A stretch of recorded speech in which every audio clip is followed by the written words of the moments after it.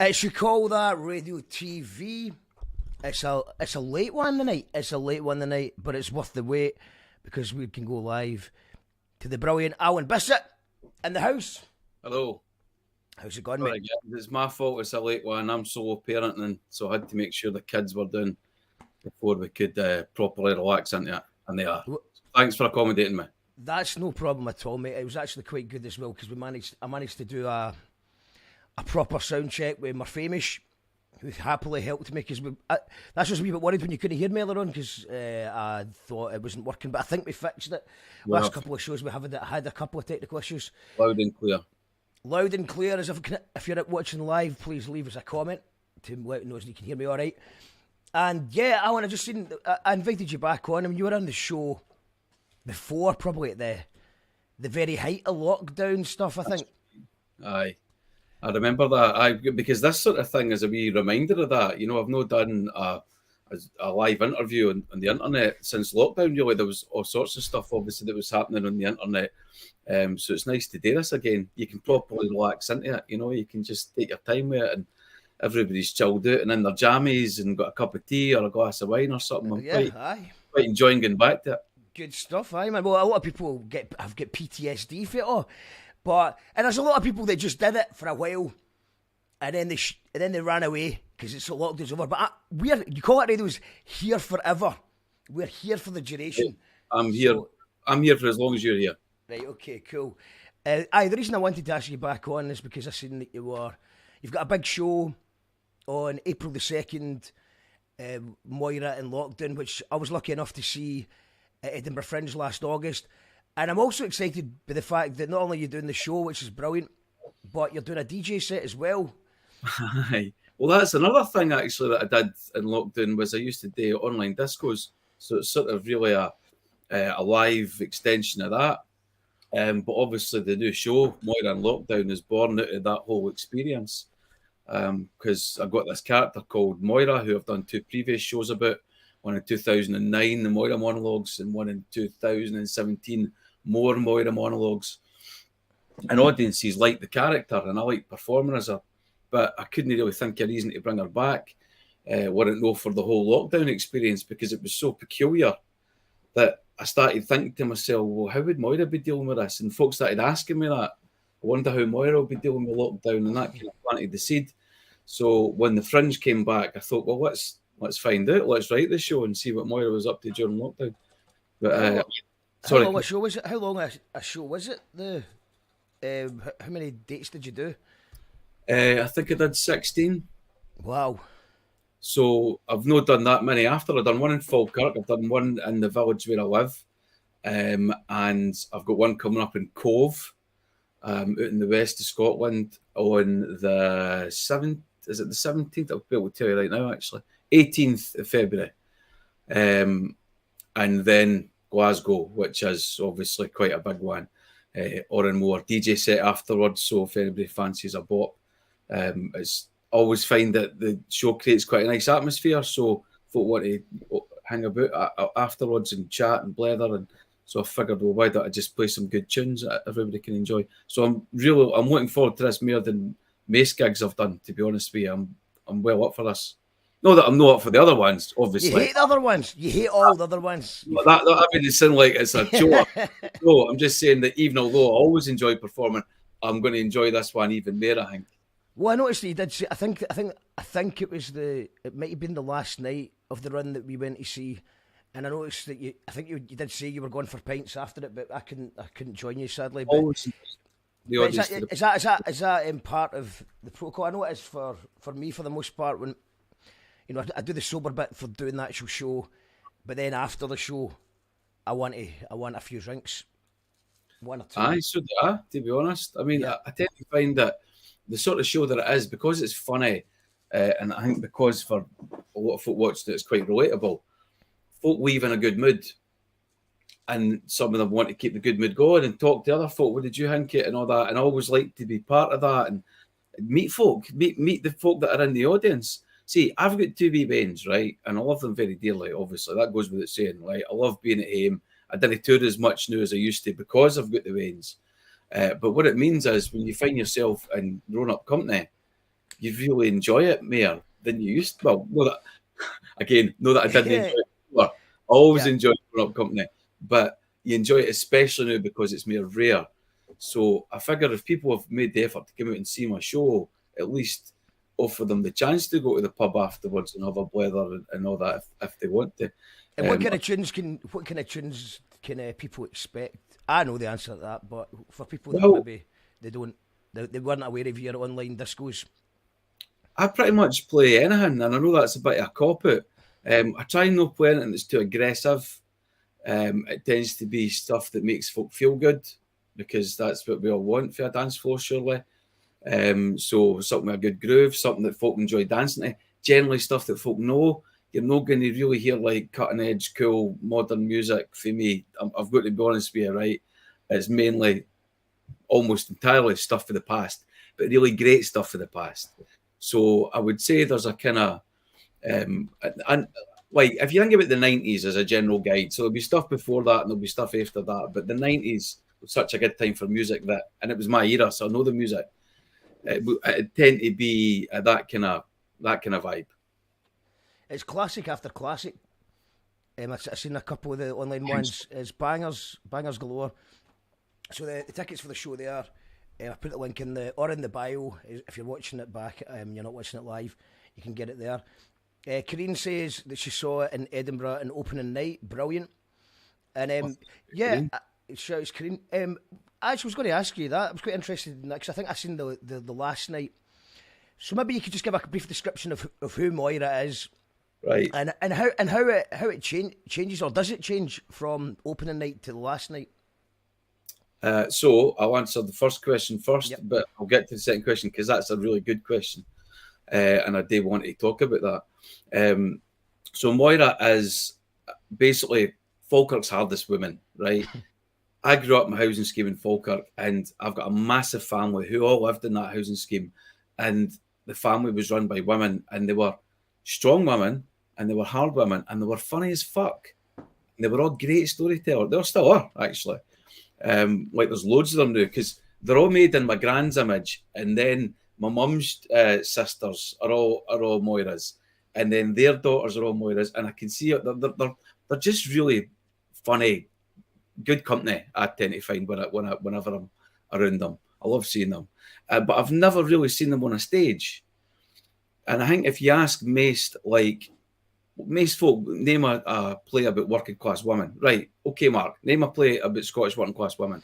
I can't. There's nothing that straight away comes to my mind. They might have a working class character, but they're usually maybe not the main character. The Steamy obviously is one. You could say maybe Men Should Weep was maybe another one that folk know, and it's not that they've never existed, but they haven't. They occur with a really infrequent rate of, like, you're not likely to see yourself as a Scottish working class woman on the stage very often. And I wanted to show folk them, and I wanted to tell their stories, and I wanted it to sound like them. So I started writing in their voice, and I thought, well, maybe get an actress to do it, and that would have made sense. But I thought, fuck it, I'm going to perform as Moira, because I know their body language, I know the way they talk and all that. And it was a bit of a high wire act doing it initially, obviously, because I was known as a novelist at that time. And folk really enjoyed it. So I've done 3 shows. That's basically where the character comes from. She's a single mother living on a housing scheme in Falkirk, works as a cleaner. Best pal is Babs, and all the stories are told to Babs. She's the audience, basically. And it's all a series of stories from Moira's point of view, and obviously the latest one is Moira's experience of lockdown. So that's a show. The second question you asked about, does it change? Yeah. Over the period that if you're doing 16 shows, it does. You learn more about the script. Also, because I wrote the script, I can be a wee bit more fluid with adding things in and taking things out and all that from night to night. And you realise the things that audiences didn't laugh at. Like there's a joke you put in, you thought they'll love that, and they didn't. and 4 audiences in a row have never laughed. So it's like, well, maybe it's not very funny. So you take it out and you try other things and you do get a laugh. You're like, oh, I'll keep that in. So it's nice feeling that it's probably at its final stage now because I've done it quite a lot. But you never know. You know, the more I do it, the more I might find wee things. I find that way spoken word is probably the closest I've done anything like. I think I did do a wee bit of acting for a play before, but it was difficult. I found that it was what was it? What's that? Whiskey Galore, and I just did it in Govan Hill. They needed someone who pulled out, and I just put myself forward, but it was not. Wasn't that much time to prepare, and it was in old Scots. Kind of sort of Chukter Scots stuff as well. So a lot of the dry humour was kind of sort of it was difficult. I wasn't very good at it, but I suppose the closest I've got is spoken word, where there's lines that I think are funny that people don't react to, and then there's lines that on paper are not funny at all, but for some reason the audience do react to it. I mean, why do you think that is? Is it just the setting, or just the way it's said out loud, or why do people laugh at the bits that you maybe would have just thought as a throwaway line? You can't predict what an audience is going to go for until it's actually in front of them, because that's definitely happened to me before. You know, I think it's just, first of all, every audience is different. The setting, like you say, the setting can make a difference to the performance. Obviously, all sorts of things to do with the lights and the sound, and you know, the size of the place and all that, how big the audience is. All these things are really relevant.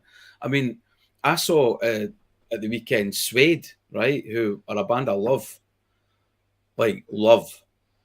performed to 40 people in stereo. Now, whenever I've seen Suede before, it's been thousands of people there. 40 people, and like that, the way that he must have factored that in as a performer, Brett Anderson, to like do what he does and it's still work in a setting of 40 people as it does in thousands, that's actually quite a rare thing. So the more different types of gigs you do, the more experience you get, and the more you start to wonder what would work in front of certain audiences. It's just experience as everything really when it comes to performing. You learn so much more about what you do. I'm actually just going to upload a picture of Suede in stereo. It blew my mind. This is how I took this. But yeah. He was right there. That's and look, crazy. he gave everything. He gave everything. I saw him when he came on stage. I saw him look at the audience and go, well, this isn't a lot of people. I could see him thinking that. And I thought, well, how's he going to adjust to this? Like that, by throwing himself into it. It was awesome to watch. But also, We've seen so many bands there over the years, so it is crazy just to see. And I played it myself a few times, so it is mad to see Suede doing it. And I noticed, I heard that just on the subject of Suede, I think that I don't know if it's true, but I read an interview, so I'm assuming it is. But what they did was with the new album is they started a new band name that nobody knew, and they tried to just play to small venues. And I think they got about 1 or 2 gigs in, and then obviously the word got out, because obviously he's a very well Kent face. So Crushed Kid. That was the name that they toured under. What was it called? What were they called? Crushed Kid. Crushed Kid. I think it's a sort of play on Suede. You know Right. what I mean? Kid being a baby goat. It's maybe something to do with that. I don't know. But anyway, that's the name that they played under. A really good idea for them, though, to reinvigorate themselves. Absolutely. And I mean, I'm got to make it. What was the reason? Because I know Stephen Watt, shout out Stephen Watt. He got a ticket for it as well. So how did you get a ticket? Was it Independent Music Venue Week or something, or why was Music Venue Week and BBC Radio 6 Music were doing a thing about like wanting to promote it, and obviously they want to align themselves with that sort of thing because it's music fans that listen to 6 Music. So I don't know if they persuaded Suede into this or Suede approached them. I don't know how that came together, but it came together. Suede were playing in stereo, which is anybody who's ever lived in Glasgow for any period of time will know is a really exciting music venue, but it's small. Yeah. Do you know, like, although I did once see St Vincent there, which was awesome. And that's the thing about stereo. You might see future acts that, you know, become names, but Suede playing it was something else.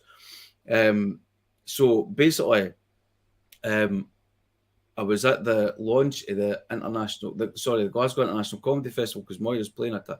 It's part of that, you know, the gig that I'm doing. It's part of the international festival. So I thought I would go along to the launch party, and I didn't tend to go to very many parties these days, obviously, because I've got the veins.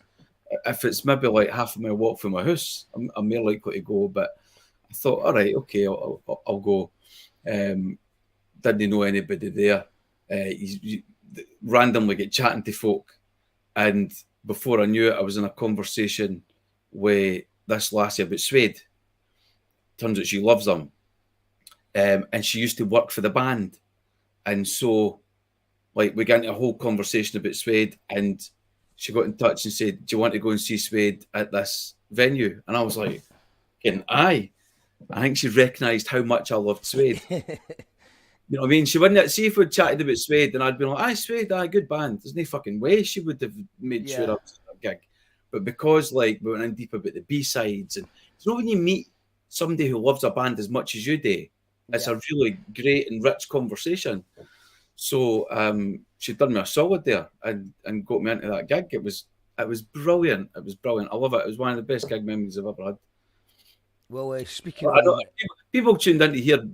I don't know what they've tuned in to hear about, but they've heard a lot. Sorry. I think people want to hear about Suede as well. I seen you sharing the post earlier on, and somebody was saying, don't mention Pink Floyd. Should we be talking about Pink Floyd? It was Mate, like, don't mention Pink Floyd. You know what I mean? I want to talk about Pink Floyd, because what do you make of that? So for people who don't know, is it Polly Sampson? Sorry, am I getting that right? Yes. So she's did the tweet. So she, David Gilmour's partner, and wrote a lot of the lyrics to Pink Floyd's later albums. But she just went out in a rant against Roger Waters. I mean, tax dodging, misogynistic, lip syncing, which was like, whoa, what? Lip syncing. And fascist, I don't know if it's racist or something. I thought, is Roger Waters lip syncing?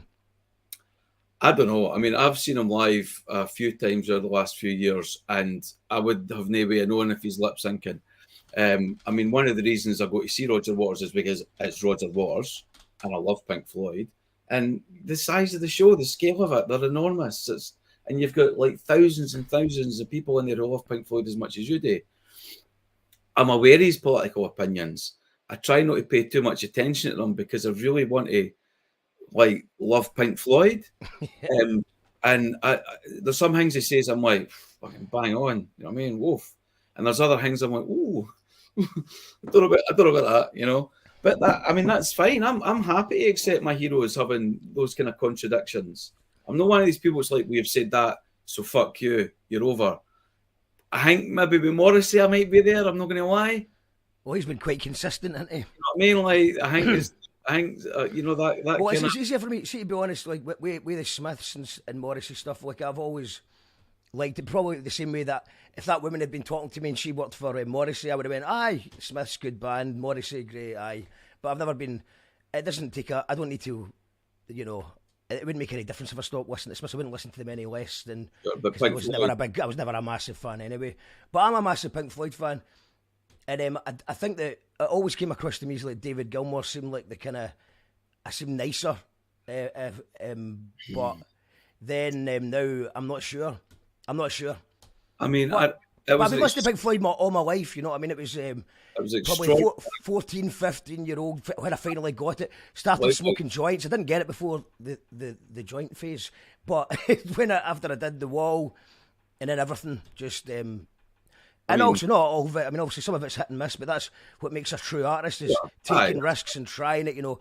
Several species of small fire animals in a cave gathered together. I'd have to go the rest of my life without hearing that again. Exactly. Aye. Dark Side of the Moon, Wish You Were Here, The Wall, Medal. You know what I mean? Like, incredible stuff. Put it the Gates of Dawn as well, shout out Sid Barrett. Music better than anybody else has ever done, in my opinion.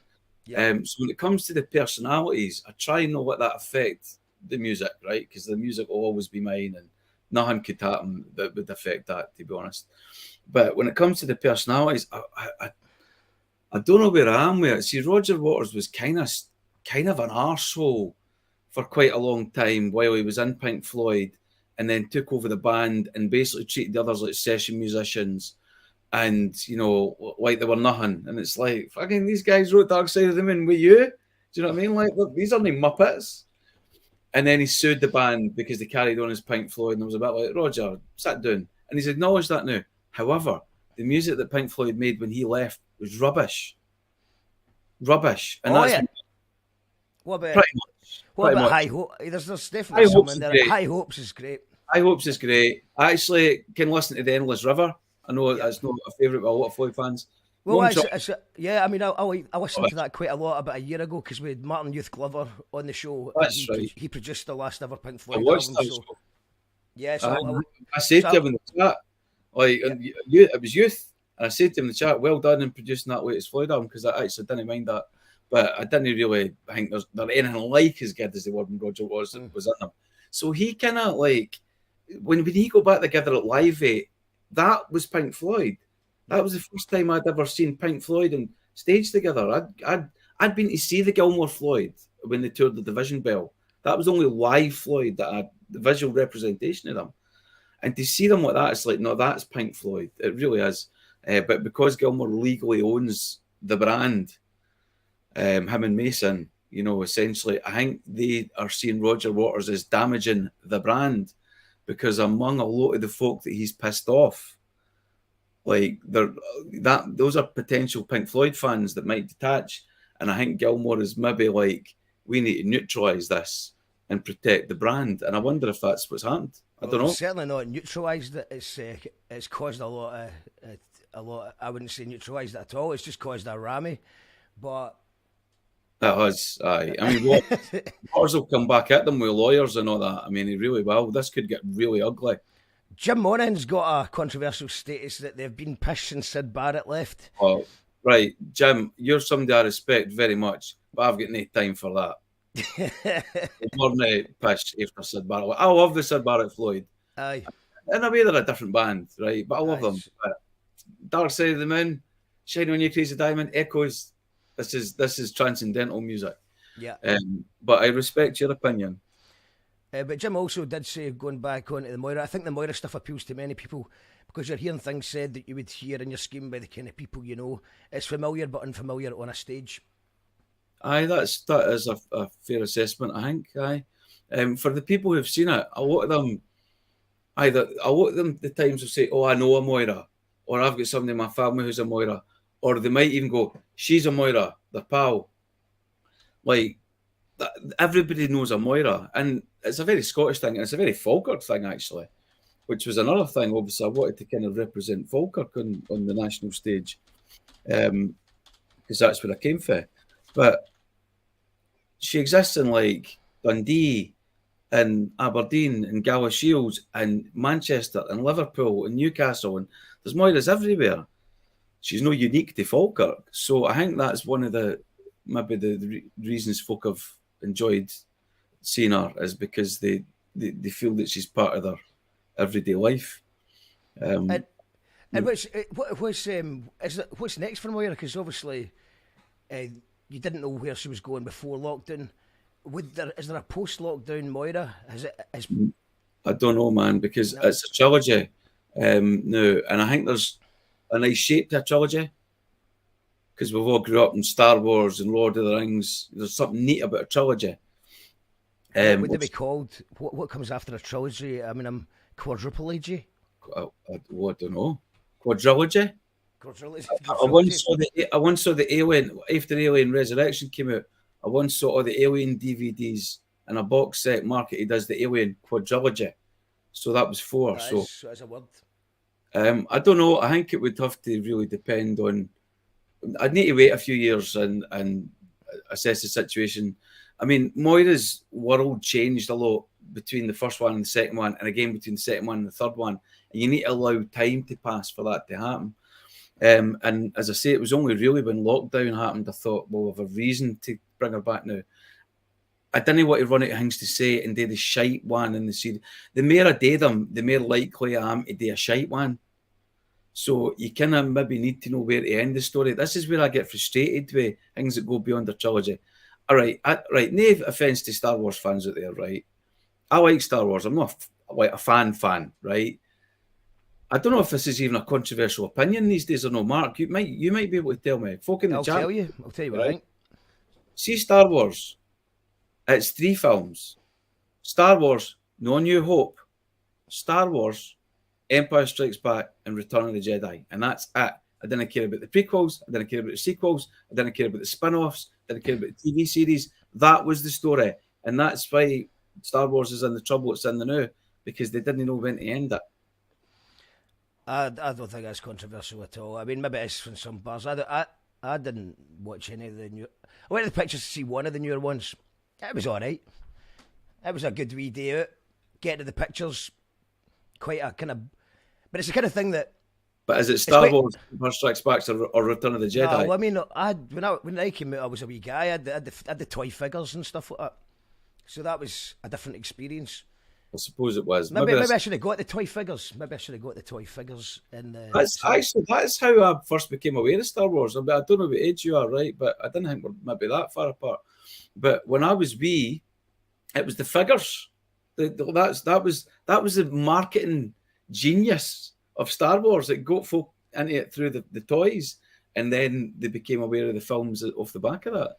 So yeah, I stole. I think it was like a stormtrooper. When I was about 4 or 5, off my mate, and my dad found it and gave it back. So well, obviously I can't condone stealing, but that's how coveted Star Wars was. You know what I mean? Well, it was just I was that age. I'm not here to confess about that. What I do want to confess about actually is when I was at the show in Edinburgh. Did you hear a noise, a phone going off at one point? I did. Aye. That was me. Oh man! Oh, it was the fear that gripped me. And I think it's like I turned my phone off because obviously it's everyone way turn your phone off, don't do it. But it was an alarm, so I had an alarm. I have an alarm that goes off at that time. I think I was still doing shows most days, so I have an alarm that goes off at 6 o'clock to warn me you've got an hour to stop what you're doing and get ready for the show at 7. So even though it's switched off, the alarm switches on. Accidents happen, man. It's all right. But one of the things that did happen during the Fringe, right, and that's about that, when somebody's phone goes off, oh my God, oh sorry, and switch it off. But there was one time, and it's only a 100-seater venue, there was one time I looked out and I could see a wee light. So somebody in the audience had their phone out. You see, if they're checking to see if they've had a really important message, right, okay, maybe their wife could be going into labour. Maybe they need to check their phone. Maybe if their wife's in labour, they shouldn't be at the show. But they might really like Moira, so fair enough. Aye, but you know what I mean. Like, I mean, I'm just I've got checking in with a babysitter or something like that, right? Yeah. They might really need to see if it's a message for them, or they might be saying, "What time is it?" Because I need to get to that other show, right? So you take your phone out. Oh, right, it's that time. Put it back down. This one stayed out,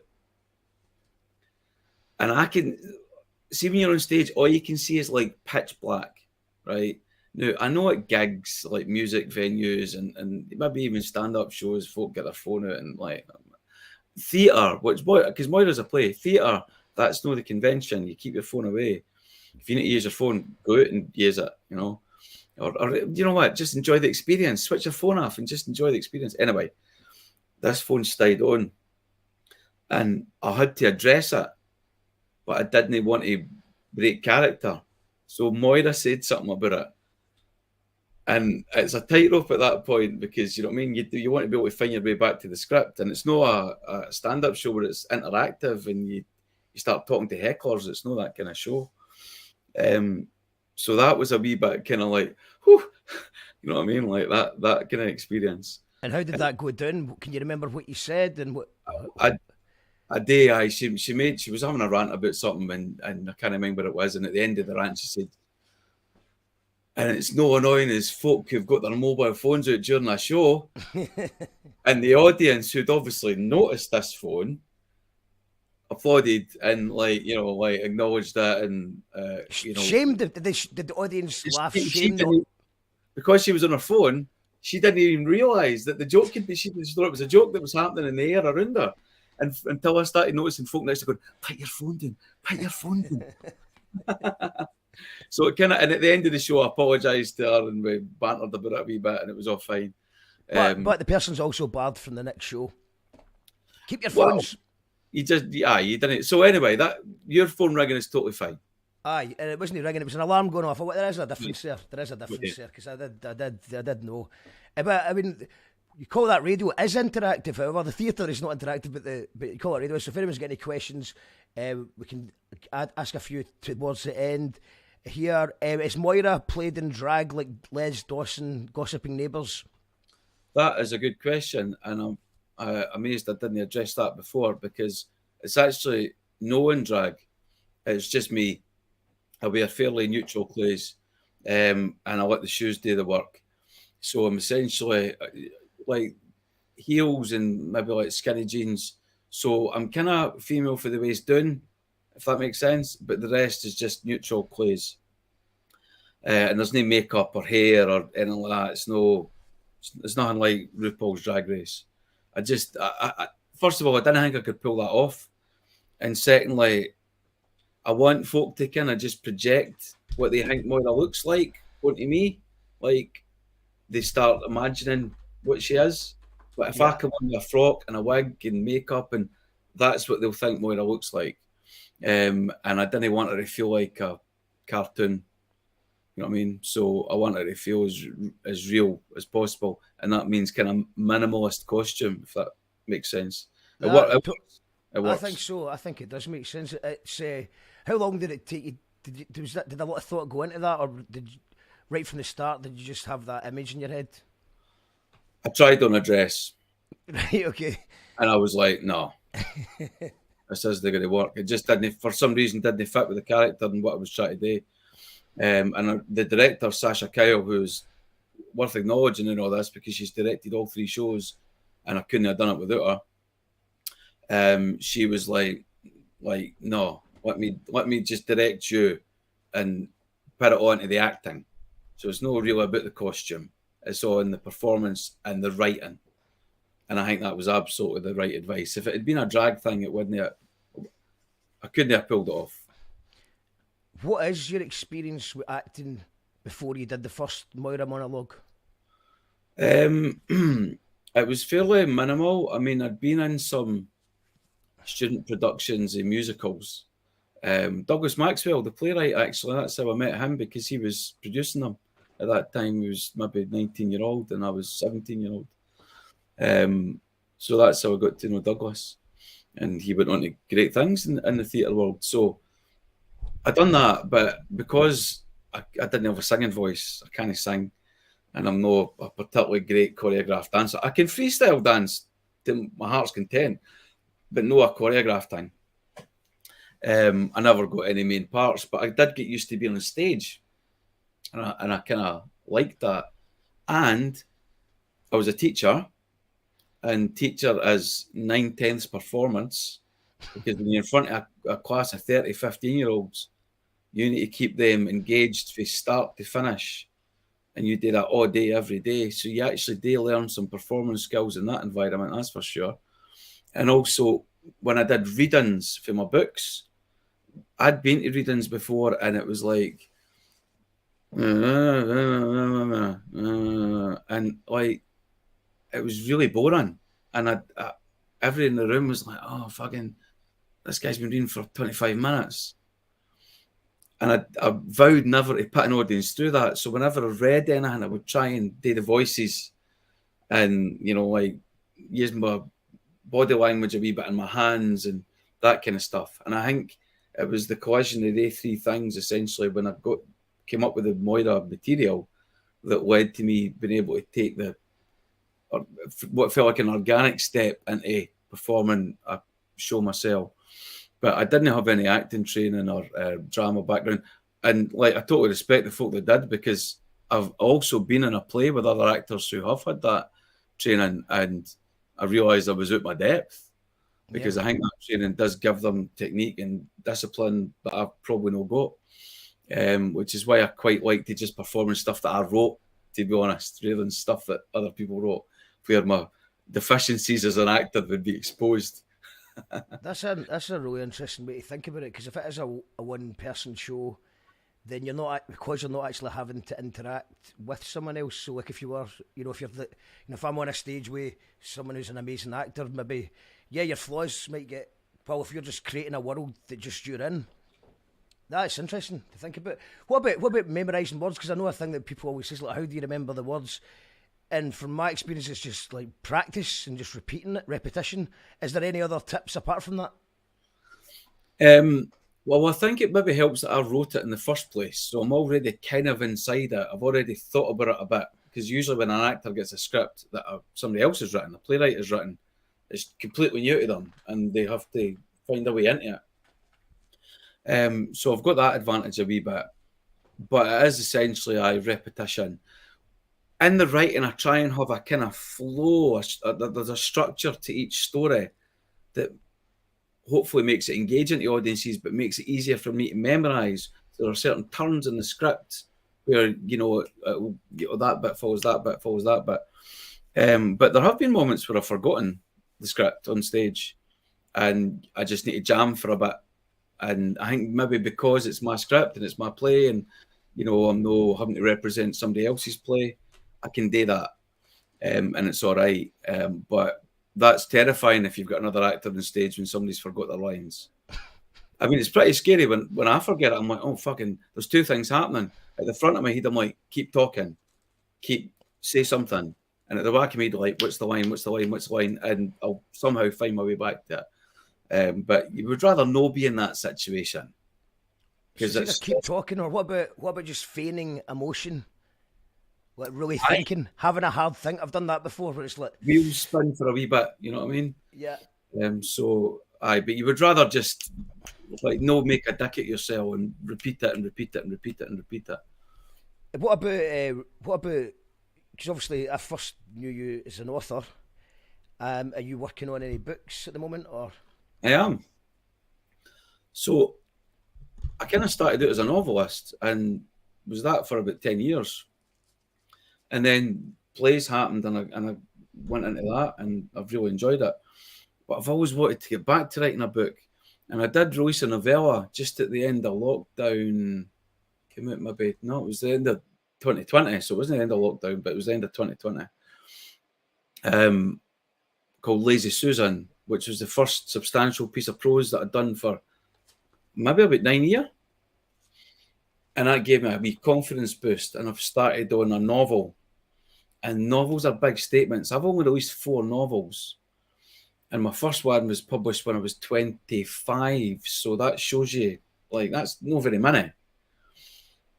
And if you're going to come back after that long, it needs to be something quite special that maybe folk aren't expecting for you. And, like, you can't come back with just the same shit you've done before if you've been away that long. So I'm writing this book about witches, which is kind of, writing a novel kind of consumes you. It's a really fascinating process. You go into a kind of another world. There's no other art form like it, I think, where you inhabit another. It's like being an avatar. See that I went to see Avatar 2 and loved it. So this is my immediate frame of reference. It's like being an avatar in another world, and you spend quite a long time inside the heads of other people. And anybody who's written a novel will tell you about that experience. And you want to come back out with something really valuable. So that's coming. I've also written a non-fiction book which is coming out in 2023, August 2023, which is sort of advice for young guys. Because I've got sons now, I want to kind of, one day I'm going to be dead, and I want that to be something they can pick up and dad's advice. And it's about how to kind of know, like, disrespect women's boundaries too much and then like freak them out. You know what I mean? Like, women, I think, they're saying it as loud and clear that their men scare them quite sometimes, you know, and we need to kind of try and change that culture. So I'm trying to pass on some of my advice and maybe like the benefit of a wee bit of experience over the years to try and say, maybe go more in that direction than that direction. So that's coming out this year. And I'm writing a play, which I think is something different again. But I've monologued for a bit here, so come back in. That's all right, man. What about Lazy Susan? Is that going to get made into something else? Well, I'm talking to a director about a play adaptation here, and the nature of Lazy Susan, it's written from the point of view this young lassie on the party scene at our one weekend, and you have to make choices on her behalf, like a choose your own adventure book. Remember them? Oh, cool. Yeah. And we thought that might work well in a stage environment where you can maybe get the audience making decisions about what the actors do in the next scene. So I think I could have a bit of potential there. So leave that with me. But do you know what? I really, really enjoyed writing that book because it came at the end of like a period where the kids were there all day, every day for quite a long time, and neither me nor my partner could write at all. So it was like whoosh, once they were back to school and nursery, that book came flying at me. So anybody who's not read it, I think you maybe would like it actually. Honestly. Yeah, go get it. I got it too. I got two during lockdown as a You like Christmas gift as well. Yeah, aye man, it's brilliant. And I think that's why I was curious if it could, and I like the idea of a choose your own adventure sort of interactive. But I suppose the problem with that is you've got to learn 4 plays, I suppose, haven't you? That's true, but I think that would be a challenge for an actor. I think they'd quite kind like of get someone that's quite good at improv. So there's a kind of like a maybe there's some meat and tatties there, but aye. I know. I think that would be quite a good challenge for an actor. I think they'd be up for that. Is wee dog Pepe still around in lockdown? Pepe, no, Pepe died after the first Moira monologues. He's no in Moira 2, which is really interesting because early on in the second Moira show, more Moira monologues, because time had moved on. It was 8 years later, so I had to let the audience know quite quickly what had happened in intervening time. And she said, you know, my boys have moved out. One of them's getting married. My mum's dead. I'm living on my own. Pepe's up in Doug Heaven. And everybody suddenly goes, oh. So all the other stuff about like her mum being dead elicited no reaction, but Pepe dying, folk were really kind of sad to hear that, which is quite, I suppose that's job done with, you know, like making people care about Pepe. So he does really carry forward, doesn't he? See, Moira went for being in a full house in the first Moira monologues. Our 2 sons were still in the house. And she's probably in her late 30s to the third one where she's not able to see anybody, including her grandmains. And that's what's really hurting her because, like, my mum and my wife's mum, like, they were really gutted that they couldn't see their grandmains during lockdown. There's probably everybody out there will recognise a story like this. No, certain folk not being able to see certain folk was really painful. So that's happening to her. But she's also really enjoying lockdown because she's like, I can sit out in the garden 2 in the afternoon, the sun's shining every day, and open a bottle of vodka and chat to my pal Babs over the fence. You know, and she doesn't have anything else to do. Because, do you remember, Mark, at the start of lockdown, there was the fear, like the panic of like, holy fuck, the world's ending. And then there was the kind of, everybody kind of settled into it for a few weeks, and the sun was shining every day. And everybody wanted to be outside, and it was kind of putting society on pause for a while, made us all go, well, this is what it's like when industrial society stops. Now, no, everything stopped, obviously. But for a lot of us, it was like terrifying, but also kind of like soothing in some other ways.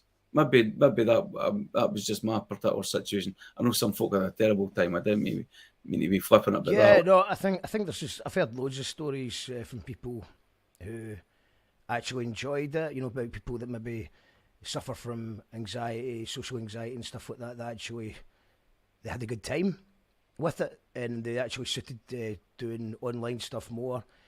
And I know other people who absolutely hated it and had a terrible time. So it is just everyone had a different experience. And I suppose how would Moira? So obviously you can't imagine how she'd be doing post lockdown, because I know I was very disappointed with 2022. You know, a lot of funerals and stuff like that, and just generally, it wasn't quite the party that I was expecting people to come out, because you know a lot of people were still scared to go out. So you weren't getting artists were struggling to sell tickets. Add a bit of Brexit in as well, and you've got the cost of living going up, and tours are getting cancelled. Like quite big name acts that you would expect to be able to handle it, cancelling. So it was just a bit of I think the 2022 was that excitement of being back out again, but it just wasn't quite as good. And obviously the world had changed forever, regardless if the pub's open again. Do you know what I mean? Mm-hmm. So how do you think Moira would? I mean, I suppose she'd be just glad to get see her grandmains. That's what it comes down to for her, basically. Aye. I mean, the final scene in the show does end in August 2022. So when I was doing these Fringe performances, the last scene was the life that the audience were experiencing right then, which was being our final scenes in the Edinburgh Fringe. I'm not getting too much away when I say that. She goes through to Edinburgh Fringe just because she can. Lockdown's over, she can do that. And so I thought there would be a resonance that the audience being back at the Edinburgh Fringe after having been away for experiencing live performances would kind of like, oh, right, okay, that's where we are. So there is a kind of hint of a post-lockdown life for her at the end of the show. I'll not say too much, obviously, because hopefully it'll become apparent and folks see it. But I didn't really want to be too specific about what that life would be. You just want to give folk a kind of feeling for what's going to happen to her after lockdown. But you're right, we are in a, like, every time I go to the pub, right, the village where I live, there's like 3 really good pubs in Lochwannock. And every time I go out, the conversation comes up, do you remember when we couldn't do this? Like, the pub was an impossible dream. Like, it was, being on a stage in front of anybody was an impossible dream. And it wasn't even that long ago, Mark. Like, it's only maybe a year ago folk were still worried about. I must admit, I didn't really bang on a year ago, because we did our Friction Burn Supper as a live streaming thing. I think we actually could have done it, but it was on the day that they changed the rules. So that's about bang on a year ago, pretty much. That there was no. There might have been pubs. I just don't think you could have live music, or you couldn't have background music, or there was a very low level of background music. Some crazy rules with that. I mean, that was a bit mental. That's also in the show. There's a scene where the pub's open back up again, and she goes to them, and she's really up for being in the pub again, but you can't have music on. You weren't allowed to go to anybody else's table. You couldn't go to the bar. It was table service only in a lot of places. You weren't allowed to shout. So we were all happy to be in the pub again, but it was it was no atmosphere. That wasn't a pub, though, was it? It was. I mean, that's not why you go to a pub. Exactly. It was too many rules. It's not what a pub is for me, anyway.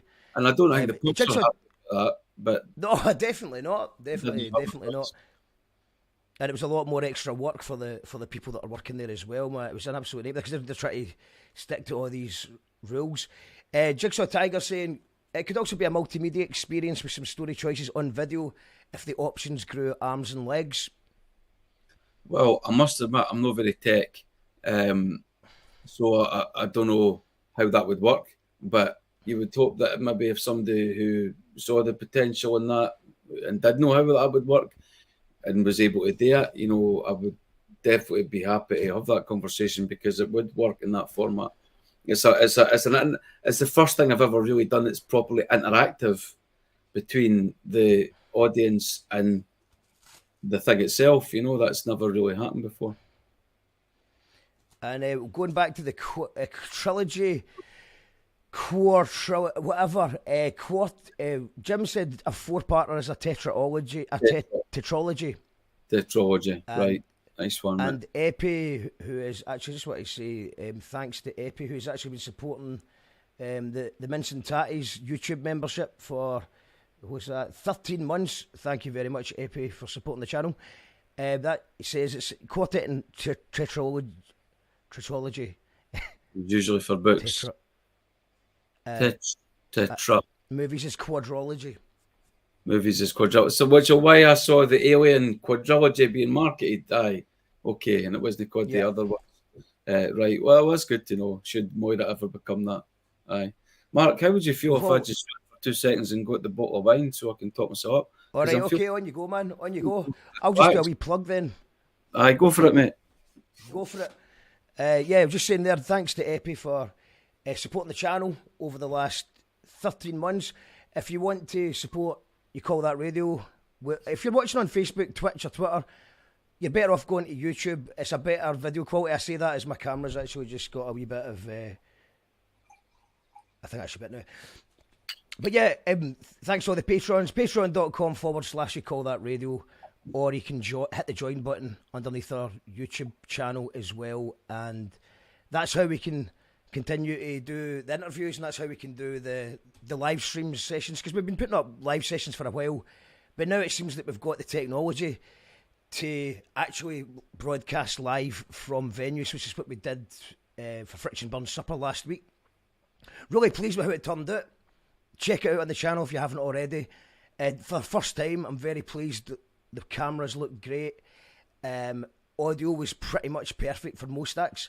So yeah, it's exciting because that's obviously what I'm hoping to do this year, is take live shows and live stream them to people who can't make it. Because I think with the cost of living crisis, there is going to be people who can't go out as much.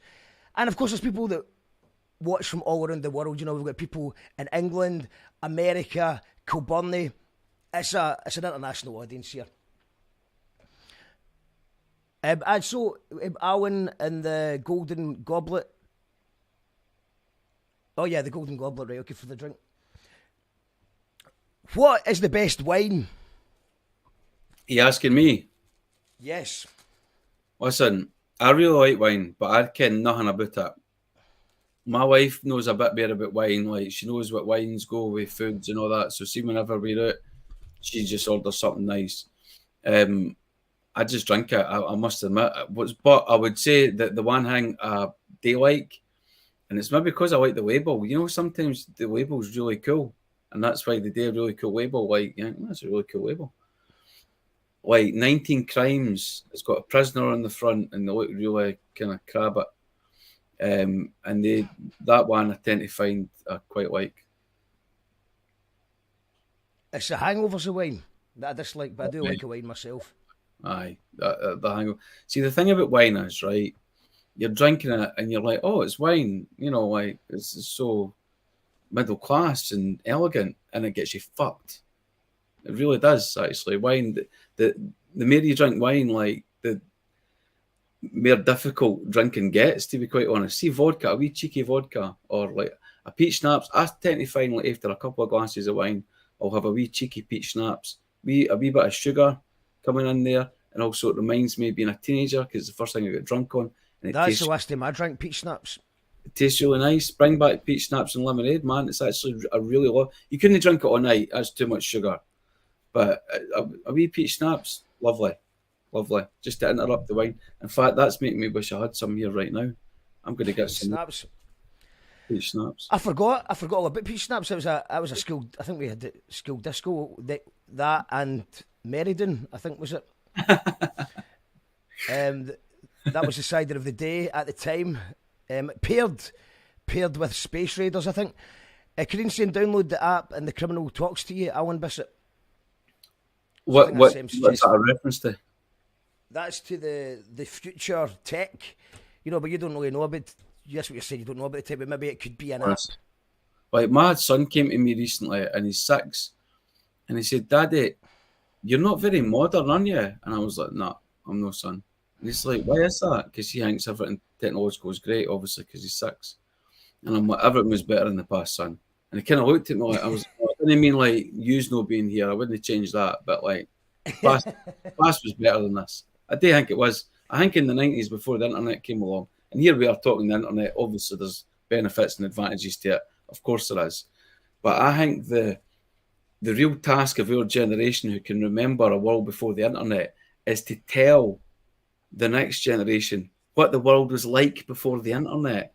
Because after a while, we all die, and there'll be no memory of anything before the internet. And I think there were some things in that world that were worth holding on to. And I'm kind of glad that, like, the 90s didn't have that in it.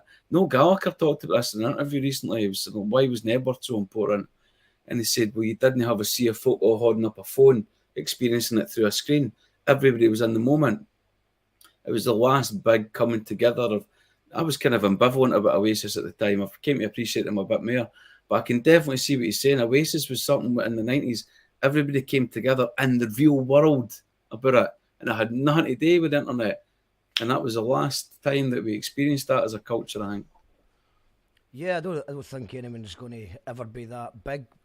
But that's like you said, pros and cons, because there's lots of great little niches that have popped out and lots of bands that can make a living without a major label, and they can go on tour and they can do that kind of stuff. I didn't mean to be like old man shouts at cloud, right? No, it's all right. No, I mean, I did actually did a tune last year, and it was kind of aimed at the Glenboig elderly who had been isolated. So we did a tune for the Olgians of Glenboig, and we got Michael Redmond, Father Stone, to do the video. And one of the lines is, "I remember before internet." And it's quite funny because it's like obviously told it from the story of a guy who's retired, but it is one of those things like, I remember before internet. You know, if you say that to, you know, a 16-year-old or an 18-year-old, it does make you sound like you're at retirement age. But I remember it. It was, I mean, the internet did exist when I was a teenager, but it was really shite. You know, there was no reason for, there was no use of it. I think it wasn't until later on when you got YouTube and stuff like that. It was pretty pointless, to be honest, for me. Anyway. When we were growing up, the world that we inhabit now was absolutely unimaginable. Absolutely unimaginable. Like the very idea that we would be communicating like this. And you think back to before the internet, is like the speed at which the society has changed. And, you know, like in some ways for the better. You know, like the internet has had benefits. I'm definitely not saying that, but it was some James Bond shit. If you've seen this would be like, oh my god, this is like a James Bond film. But when I did actually have a phone that had the technology to do video calls, I hated video calls. I still do. I don't even like audio calls coming through my Facebook. I turn them off as well. But I have a phone that can't access the internet. Like this is my phone. Like, see this? Buttons. Is this one of the fancy new ones that deliberately doesn't have things? No. I think it's an actual old school phone. Maybe it is. I don't know, but I didn't want the internet on it. I went into a mobile phone shop, right, and I said to the guy, I was like, I want to get a new mobile phone that has buttons, and I didn't really want to access the internet, but I want to still be able to use WhatsApp because it's how all my pals communicate with each other, and like I need to, right. It's like for the primary school, there's a WhatsApp group, and I need to be part of it. And the guy was like, "Oh, right." And he got his colleagues round. He's like, "So this guy's wanting a touch, a button phone, like the internet, and like, but still WhatsApp. Well, what would that be?" And they're all looking, and I was like, "Oh, this is a wee challenge for them." Like, it's a chin scratcher here. Aye, what they're going to come up with? And that was the phone that they came up with. But I realise it's going to get harder. What's that? Alcatel. What is it? I'll tell you right now. It's Doro. A Doro? No, I don't know. Doro. There it is. But I'm interested in that because what I tried to do was December. I knew I was going on holiday, so I tried to get myself. You know, I was just thinking. There was this one time I just used to have an MP3, but for a brief moment in time, somebody gave me an old iPod, and it worked great for about maybe a couple of months. And then it broke forever. Oh, right. But it was just this couple of months where I was just so happy, like a child again, having all my tunes there, everything there, and you know, going a cycle, going a walk in the park and all that.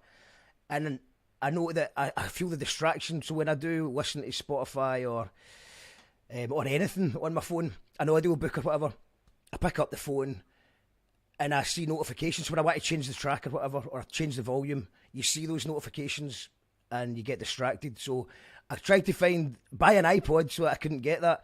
The prices of iPods were ridiculous because they're like hipster nostalgia now. So they were too expensive for what they were and for the low memories. And I ended up buying a kind of new modern MP3 player. And as soon as it arrived, it's got the internet on it. It's got Facebook, it's got Twitter, and Spotify's on it. So I just didn't install the apps. I didn't sign into them. So what I do have is a Spotify on it, which I've actually is quite handy because you can download playlists that you've made. So it actually was quite a good thing, and it means now I can go a walk and leave my phone in the house and just listen again. That's and good. tribe in the moment, because that's what good. Lindsay's saying. I savour those lucid moments of remembering no internet and no mobiles, and that's it's like travelling. I like going new places, but I was just in Ireland at the weekend. I hate travelling. I get so bored, and so this is the way forward for me. Is just have a thing, but have the phone switched off or leave it in the house. I'm still trying to do it, definitely. Aye. And obviously I need to use the internet. And, you know, like sometimes I didn't even resent it because, like, if I'm doing the kitchen, I'll put it on YouTube and I can disappear doing a whole of folk talking about, oh, Thor's cape was different in this movie than it was in that movie. And I'm like, oh, they've redesigned Thor's cape. Like, I'm like happy as a pig in shit. And the internet is able to bring that to me. But I do think we're still trying to deal with its effects, basically. And people expecting an immediate answer. Mm-hmm. You know, like people just assume that you've read every message and you've taken a dislike to them if you don't reply straight away. I'm like, fucking chill out. We've got lives, you know what I mean? Definitely. By the way, I was wrong to say that we were talking about an app for your play. I got that wrong. It was actually the 19 Crimes wine, the wine that you're drinking. Oh, I see. And Angela's backed it up and said 19 Crimes is lovely. You can download the app and get the story of the crimes and about the character on the bottle. I'm up for that. And Ray Woods has all said the 19 Criminals wine is interactive online, people telling stories. This is the website. Let me just I know I am 100% falling for the marketing here, but sometimes, right, this is a thing about marketing, and I'm a socialist, right, so this really gets on my tits. Obviously, marketing is fucking capitalism's face. But at the same time, see when you're marketed it successfully, you're kind of like, I quite like that. I like what you're doing there. All right, I'm going to look at their stories and follow that. Because I bought the bottle because of the label and the name. So to find out that I might find out about real prisoners that at the time that these photos were taken, that's what I'm looking for in a wine. Crime. What are you looking for in a wine? I want a paired with crime. All right, that's fine. Market the fuck out it to me. I didn't really care what it tastes like too much. So, the links. I'm going to put the link here for other people. I was going to actually bring up the website, but I realise I'm not advertising at a wine company. We don't have any adverts on this show because we've got patrons. So we don't. That's why we don't do adverts. But I put the link in there for anyone who is a wee bit curious about what this is.